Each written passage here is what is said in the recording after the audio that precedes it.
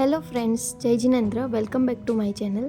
આજે આપણે બનાવશું ગુજરાતી પૂરણપોળી, જે ઘી સાથે કે પછી ગુજરાતી ખાટી મીઠી દાળ સાથે ખૂબ જ સરસ લાગે છે. અને અહીં મહારાષ્ટ્રમાં લોકો આમટી સાથે પણ પૂરણપોળી ખાતા હોય છે, તો એની સાથે પણ તમે એન્જોય કરી શકો છો. અહીં પૂરણ આપણે એકદમ સરસ સોફ્ટ બનાવશું અને ઉપરથી રોટલી થોડી ક્રિસ્પી બનાવશું. તો ચલો શરૂઆત કરીએ પૂરણપોળી બનાવવાની. અહીં મેં એક નાના વાટકા જેટલું કે નાના બાઉલ જેટલી તુવેર દાળ લીધેલી છે. તેને આપણે 20થી 25 મિનિટ માટે પલાળશું અને પછી તેને બરાબર ધોઈ લેશું. તમે ધોયા પછી પણ તેને પલાળી શકો છો. 3થી 4 પાણીએ આપણે એને ધોઈ લેવાની છે. હવે આપણે તેને કુકરમાં બાફવા માટે મૂકશું. અહીં 1 કપ તુવેર દાળ હોય તો તમારે 2 કપ જેટલું પાણી એડ કરવાનું હોય છે. નહીંતર પછી વધારે પાણી હશે તો તમારે વધારે બાળવું પડશે એને.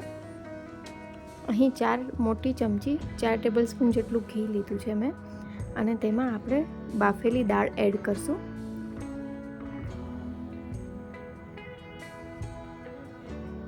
સરસ બફાઈ ગઈ છે, એકદમ સરસ લચકો થયેલો છે. હવે તેને આપણે સતત ચલાવતા રહીશું જેથી દાળ નીચે ચોંટી ના જાય. અહીં મેં મોટી 5 ટેબલ સ્પૂન જેટલી ખાંડ એટલે કે સુગર લીધેલી છે. તમને જે પ્રમાણે સ્વીટ જોતું હોય તે પ્રમાણે તમે આમાં સ્વીટ્સ વધારે એડ કરી શકો છો. અહીં મેં ખાંડની પૂરણપોળી બનાવી છે, તમે ગોળ એડ કરી શકો છો. ગોળથી પણ સરસ સ્વાદ આવે છે. આવી રીતે એને સતત ચલાવતા રહેવાનું છે, સતત મિક્સ કરવાનું છે. અને સાઈડમાં જો દાળ ચોટતી હોય તો તેને પણ આપણે નીકાળતા રહેવાનું છે.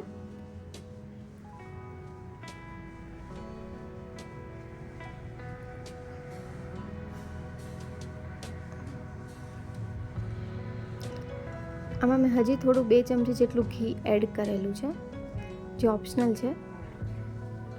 હવે આપણું પૂરણ થોડું ઘટ થયું છે. હવે થોડી વારમાં તે રેડી થઈ જશે.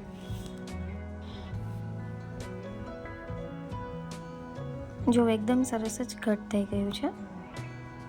અને પૂરણ થઈ ગયું છે કે નહીં તેને ચેક કરવાની એક ટ્રીક છે. આવી રીતે એક ચમચો છે તે ઊભો રહી જવો જોઈએ તવેથો છે તે પૂરણમાં. અહીં મેં થોડો જાયફળ અને એલાયચીનો પાવડર એડ કરેલો છે. આવી રીતે તવેથો છે તે ઊભો રહી જવો જોઈએ.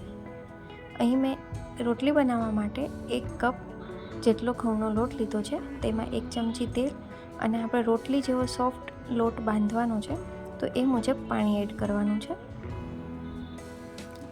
સોફ્ટ લોટ હશે તો આપણી રોટલી છે જે પૂરણપોળી એ પણ સોફ્ટ બનશે. તેને 10 મિનિટ માટે રેસ્ટ આપશું. ઘીવાળો હાથ કરી આપણે પૂરણને હવે નાના નાના બોલ્સ બનાવી લઈશું. રોટલીના લુઓના જે આપણે બોલ્સ બનાવીએ તેના કરતાં થોડા મોટા બોલ્સ બનાવશું. આવી રીતે એક વાટકામાંથી 10 જેટલી પૂરણપોળી રેડી થશે. લોટને બરાબર આપણે મસળી લઈએ. આવી રીતે મીડિયમ સાઇઝનો લુઓ બનાવવાનો છે અને તેને વણી લેવાનો છે. અહીં મેં 2 રીતે પૂરણપોળી બનાવેલી છે. અહીં આપણે મોટી સાઇઝની જ રોટલી વણી લેવાની છે અને પછી જે પૂરણનું ફિલિંગ છે તે બોલ લેવાનો છે અને તેને આવી રીતે એન્ડમાં મૂકવાનો છે અને ઉપરથી હાફ પાર્ટને આપણે ફોલ્ડ કરવાનો છે. પછી ગ્લાસની મદદથી આપણે તેને કટ કરી લેવાનું છે અને તેને થોડું પ્રેસ કરી અને પછી આપણે વણી લેવાનું છે. આનાથી જરાય રોટલી ફાટશે નહીં.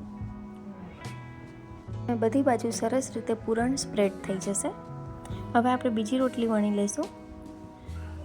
તેમાં આપણે જે પૂરણનું ફિલિંગ છે તે વચ્ચે મૂકશું અને આવી રીતે બધી બાજુથી રોટલી ફોલ્ડ કરી લઈશું અને જે વધારાનો પાર્ટ છે તે આપણે નીકાળી લઈશું અને થોડુંક પ્રેસ કરી તેને પછી આપણે ધીમા હાથે વણી લઈશું.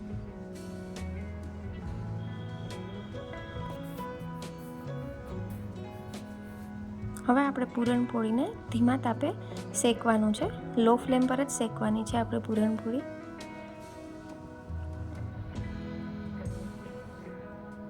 આવી રીતે ધીમા તાપે 2 બાજુ આપણે 1-1 મિનિટ માટે શેકી લઈશું.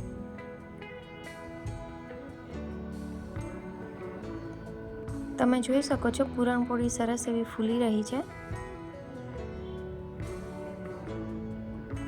તો આપણી પૂરણપોળી રેડી છે અને તેને આપણે ખૂબ બધું ઘી લગાવીશું અને પછી તેને ગુજરાતી દાળ સાથે એન્જોય કરશું.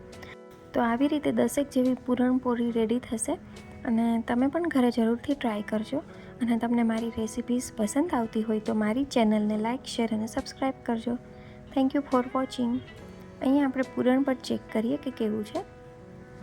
પૂરણપોળી કટ કરશું અને જોશું તો એકદમ જ સોફ્ટ પૂરણ બનેલું છે. Thank you.